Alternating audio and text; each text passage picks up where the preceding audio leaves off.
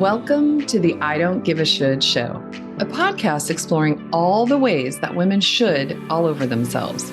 How many times do you find yourself acting out of obligation or doing what everyone else expects from you without stopping to consider why? Where do all those beliefs that are driving you come from?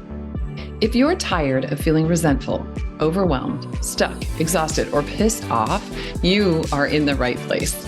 Shooting all over yourself is a real thing, but it doesn't have to be in the driver's seat.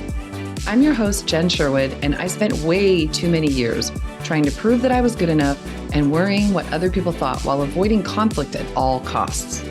Today, I don't give a shit. Well, not as many anyway, and neither should you. I'm talking to women like you who figured out how to stop shoulding and start living.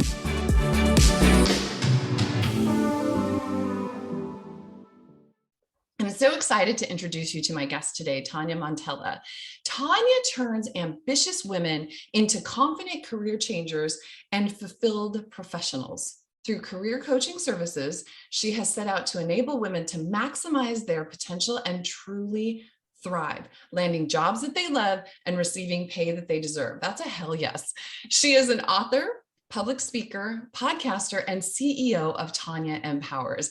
I am so happy you are here today, Tonya. This is so exciting. And off camera today, we just decided we're totally best friends now. So this makes it even more fun to have my new best friend on with me today.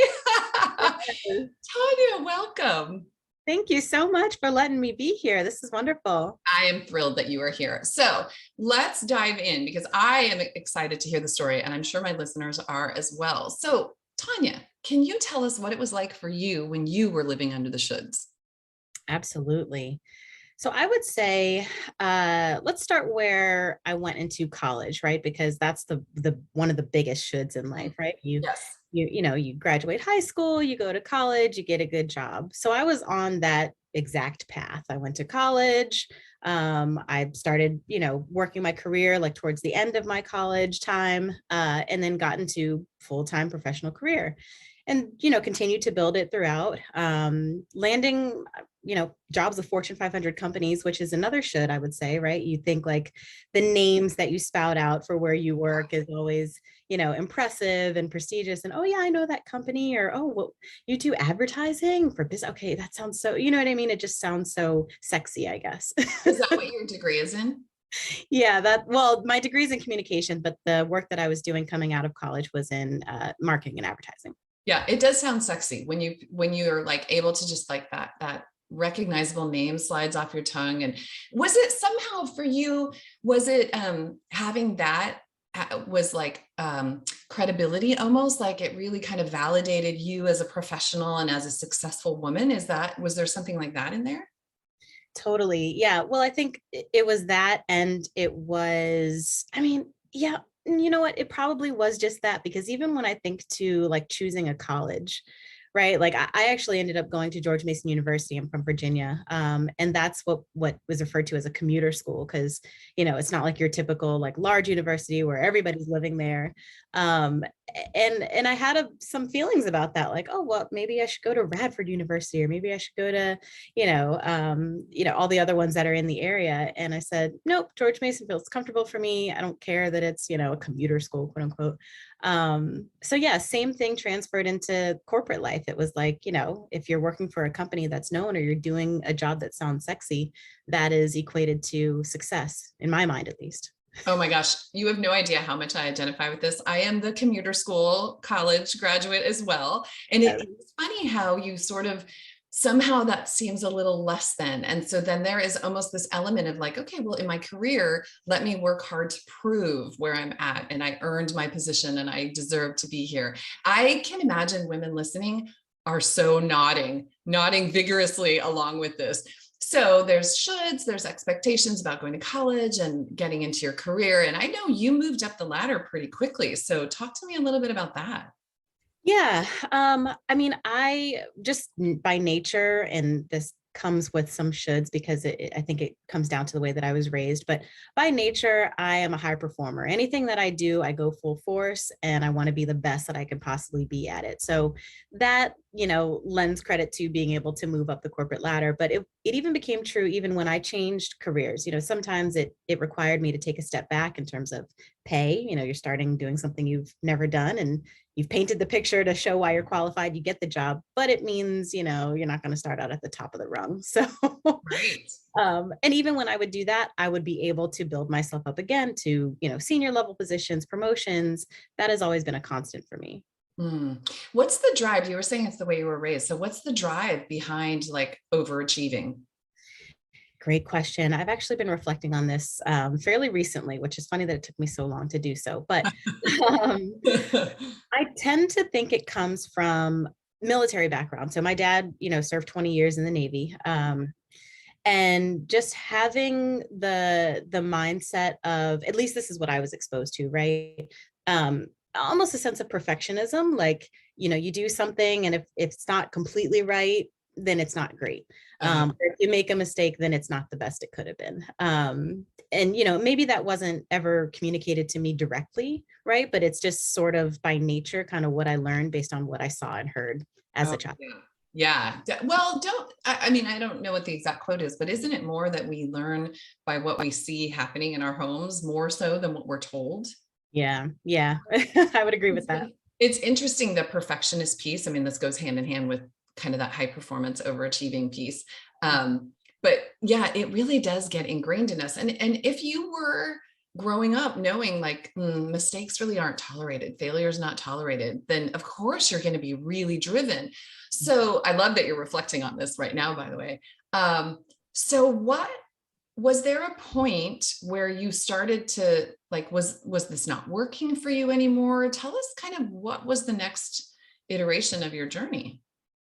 Yeah, I would say it's funny because I thought that it was working up until I would say there was a pivotal moment where I realized, what am I doing? So just leading up to this, a little more context. Being a high performer and like being seen among my peers and my family and friends as like the career woman. I think that's why people tended to send other women my way for advice, because when they thought of Tonya, they thought of the professional, the successful woman, right? Of course. Um, and I found myself, for example, like I was always, I would say, performing and striving for the success of others. So whether it be making businesses profitable, right? Then my husband, he opened his own business with the gym. And I was supporting him from the back end, doing the marketing that I know and the digital advertising, handing out pamphlets, like literally on the ground, helping to promote it, building the website, things like that. So I was always behind the scenes. And I started to, and it was funny because I always would tell him, so for my 9 to 5 job, I would book speakers for events that we would have. And I would look at how much we were paying these people. And I was like, telling my husband now, you need to be a speaker, because he's got the gift of gab. I would always say, you need to be a speaker. You do something for 30 minutes, an hour, you can make this amount of money. Like, this is totally up your alley. And he was like, oh, it's not really for me. It wasn't until I started to learn these patterns where I was behind the scenes helping other people to be successful that I realized it's me. I need to be the speaker. I need to get out from behind the curtain. I need to show what it is that I have and stop, being the one behind the scenes to making other people successful. And I need to do it for myself. Yeah. So was there an event, a time, a something that brought that into your awareness, or were you just generally not feeling as satisfied? Like, what actually made you see this? Mm. Yeah, I guess when I think so, it was a culmination of things and they all happened around the same time. It was actually towards the end of 2021 and the start of this year, where I noticed an increase in people sending women my way for career advice. I started recognizing how much it lit me up whenever I would have those conversations, Okay. and how much value those women got out of those conversations. I noticed, actually, I was a guest on somebody's podcast, and I noticed how much I enjoyed, doing that and having conversations, which is what sparked me to create my own podcast. All these things were kind of happening around the same time. And I said, I think these are all coming to fruition because this is showing me that I need to, like I said, come out from behind the curtain and do these things myself, not be a guest always, but be the host. Not book speakers, but be the speaker. Yeah.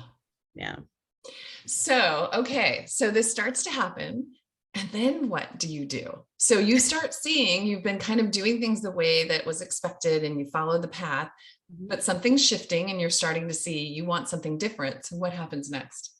Yeah. So the other pivotal moment that was happening at that same time was, and I won't go into detail, but I observed something that happened at my 9 to 5 where I realized, and this is something that I knew before, but it was just it was more obvious when this particular event happened at how easily you could be removed from a company, regardless of performance. Yes. Right. So it became much like I knew this, right? Layoffs happen, things happen. But this particular event was like, wow, it really can come out of nowhere. It really can hit anybody. And I need to do something to where if that happens, I have something else to fall back on and I have my own thing going, something that I get far more fulfillment out of doing. So to answer your question, I just started doing, to be completely honest. I've had somebody ask me this before and I'm like, I didn't even think. I mean, those events happening all at the same time were so impactful for me that I just started doing the things. And it was funny because at the time I recognized how I was taking these steps that were so different from the person that I knew, just months before. Yes. I was like, I don't know who I am. I don't know what I'm doing. I'm just doing it and I'm not thinking. And I think that was key. I was not allowing myself to think. I was just doing it. I started my LLC. I started building my website. Like I was just doing and not thinking. And that is kind of what was the kickoff point. I love this so much. So do you think if you had allowed yourself to think that you wouldn't have done it, that you would have talked yourself out of it? 100%. Yeah. One of my old business coaches had said to me one time, she said, if I had known what it was going to take to get from here to there, I never would have done it. So that's kind of the beauty of not knowing what it takes to get somewhere, because you're just dealing with each thing as it comes up. And it sounds like for you were like, that's it. I'm just going to get to work and let's just see what happens. And people were already coming to you for career advice and you were able to help those women. So it just feels like this natural progression for you, this natural fit. And so now, Tonya, tell us, like, what is this like for you now? You're actually doing this work. So what is life like for you now where you're like, I'm just going to go from my thing and I'm going to come out from behind the scenes. And what does that feel like for you? And what does it look like? It feels so powerful. Like I feel like I'm finally, how I say I like to enable other women to maximize their full potential. At this point, I am living, I'm practicing what I preach. I am living my full potential. I'm doing things I never thought I would have done. I'm really exposing myself and putting myself out there into the world through podcasting, speaking, being really active on social media and like recording videos and things that I never was doing before.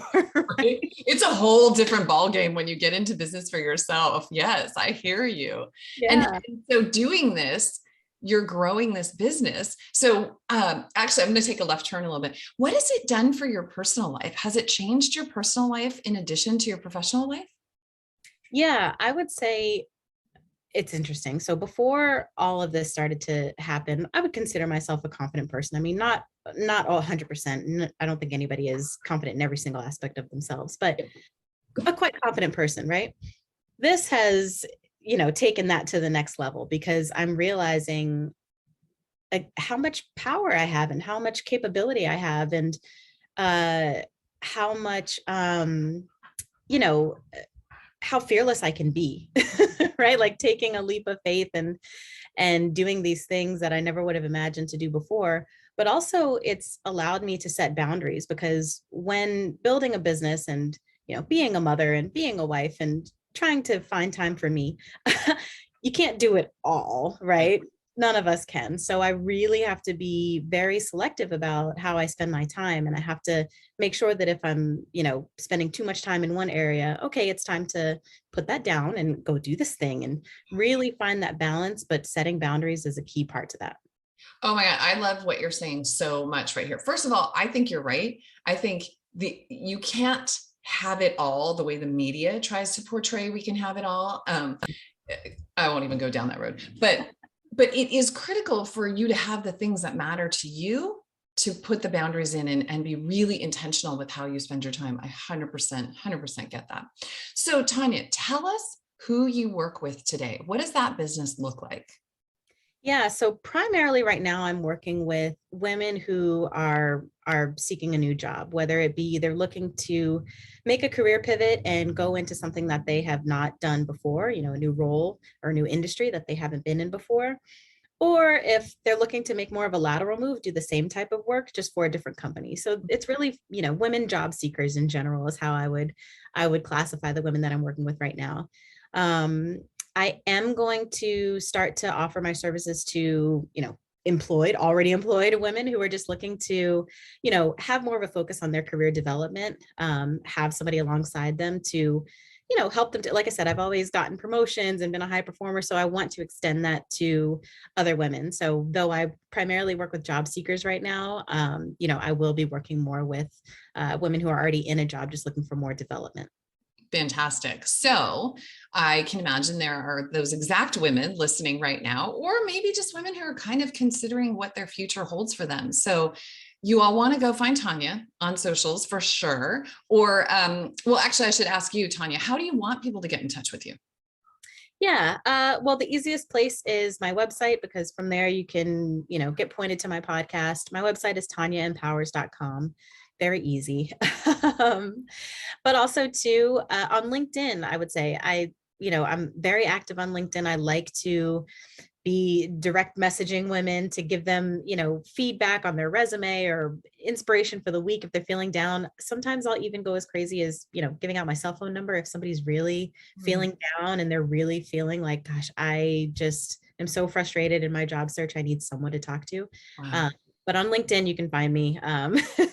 You're not guaranteeing that you'll give everybody your cell phone number. Let's just be clear. Oh, no. I just have known to do that in the past. So that's why, I'm very much more engaged on LinkedIn versus like Instagram, for example, right? Instagram is where you can find more of like the fun stuff. I'm doing less of like the career advice on Instagram because it's just a different place for me. I love that you are so connected to the women that are going through this process, that's how you interact with them. I think that speaks volumes about who you are, honestly. So, okay, tonyaempowers.com. That's the one place you can go for all things Tonya. This is fantastic. Tonya, thank you so much for being here, for sharing your story, and just generally, just being a great shining light in my day today. Thank you. Thank you for having me. This has been wonderful. Totally my pleasure. Those of you who have joined us, thank you for being here. We'll see you next time on Stop Shitting All Over Yourself. Hey friend, if you recognize yourself in these stories and you don't want to give a should anymore, you have to join my coaching community, the GC. Come learn the tools to recognize when fear and worry are running the show and how to shift into more of what you want without guilt or blowing up your life, unless of course that's what you want. Inside the GC, you'll learn strategies to start making yourself a priority. Stop saying yes when you mean no. Have hard conversations and so much more. And you get to do this with a group of women who are making the same changes in their lives and are there to support you, not judge you. It's a seriously warm, safe space where genuine connections are made. The GC is where doubt and loneliness meet their match. You can get all the info at jennifersherwood.com/thegc. But if you're not ready for something like that yet, I've got you. Head over to my website, jennifersherwood.com, and hit the Relief Right Now button. I'll send 3 ridiculously simple steps to go from overwhelm to ease.